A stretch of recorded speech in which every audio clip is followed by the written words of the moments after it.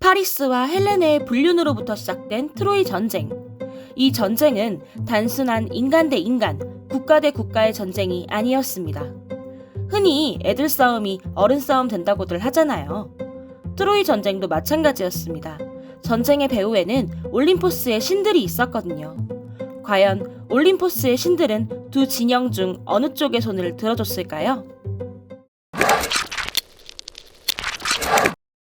잠시 전쟁이 일어나기 직전의 상황으로 돌아가 볼게요.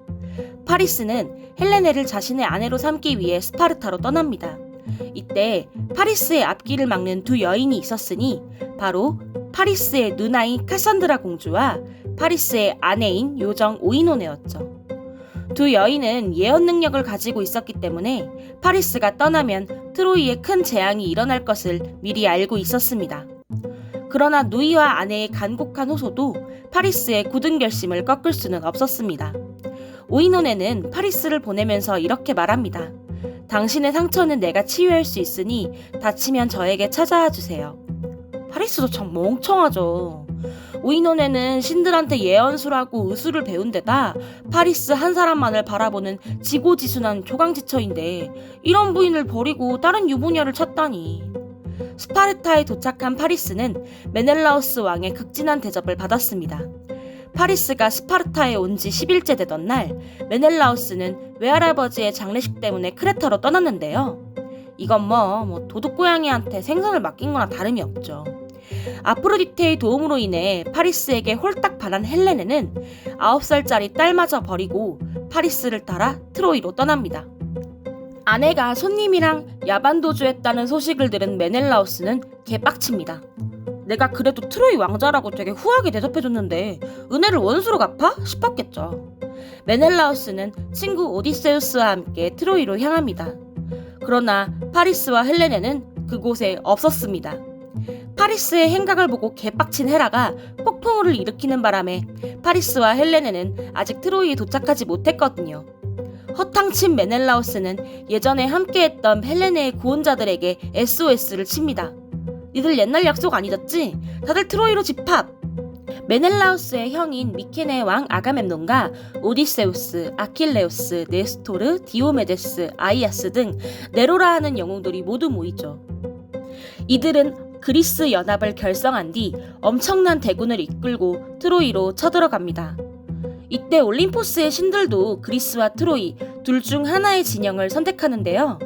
이 전쟁의 원인 제공자 중 한 명인 아프로디테는 당연히 파리스가 있는 트로이를 선택했고요.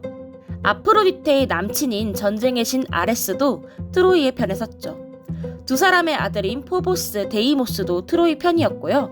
태양신 아폴론도 트로이의 손을 들었죠. 아폴로는 개인적으로 트로이의 왕자인 헥토르를 아끼고 있었고 그가 사랑했던 구여친도 트로이에 있었는데요. 그 사람이 누구인지는 나중에 말씀드릴게요. 바늘 가는데 실 간다고 아폴론의 누이인 아르테미스와 어머니인 레토도 트로이 편에 섰습니다. 여기에 새벽의 신 에오스와 강의 신 스카만드로스까지 모두 트로이의 편이었습니다. 그럼 그리스 뒤에는 누가 있었을까요? 사과를 받지 못한 헤라와 아테나는 파리스를 미워할 수밖에 없었죠. 거기다 헤라는 가정의 수호신이었기 때문에 가정을 깨트리는 불륜 커플을 제일 극혐했습니다. 아테나는 자신이 아끼는 오디세우스와 디오메데스가 그리스 연합군으로 참전했기에 겸사겸사 그리스 편을 들었죠. 바다의 신 포세이돈은 트로이의 선대왕 리오메돈에게 원한이 있어 그리스 편에 섰고요. 황금사과가 던져진 결혼식의 주인공 바다의 요정 테티스도 그리스 편이었습니다.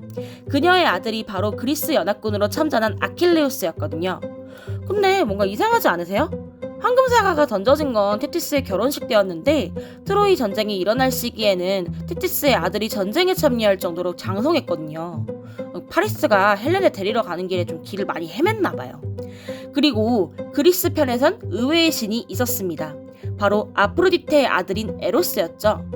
어머니와 다르게 왜 그리스 편을 들었는지는 알 수 없지만 실제로 전쟁 중 그리스에 유리한 행동을 많이 했다고 해요. 그리스 편인 신이 5명이고 트로이 편인 신이 9명이니 겉보기에는 트로이의 우세로 보이지만 그리스 쪽에선 신들이 워낙에 네임드라 굉장히 팽팽하게 맞서고 있는데요. 이쯤 되면 궁금하지 않으신가요? 최고 신인 제우스는 어느 편에 섰을지. 트로이의 진영에는 제우스의 아들인 사르페돈이 있었습니다. 그러나 제우스는 트로이 편을 들 수가 없었죠. 제우스는 다른 올림포스 신들의 힘을 모두 합친 것보다 강했으므로 함부로 누군가의 편을 들 수 없었던 겁니다. 하지만 아들에게 기우는 마음을 어쩔 수가 없는지 겉으로는 중립인 척했지만 마음은 트로이에 기울어 있었죠. 이렇게 신들까지 갈려 싸우게 된 트로이 전쟁. 칼을 뽑았으니 피를 보는 건 당연한 수순이겠죠. 그러나 양측 진영 모두 쟁쟁한 영웅들과 신들이 포진해 있습니다. 과연 승리의 여신은 어느 쪽에 미소 지어줄까요? 9년간 이어진 트로이와 그리스의 치열한 전쟁, 그 히스토리를 다음 영상에서 확인하세요. 다음 이야기가 궁금하시다면 좋아요와 구독 그리고 알림 설정까지 부탁드립니다.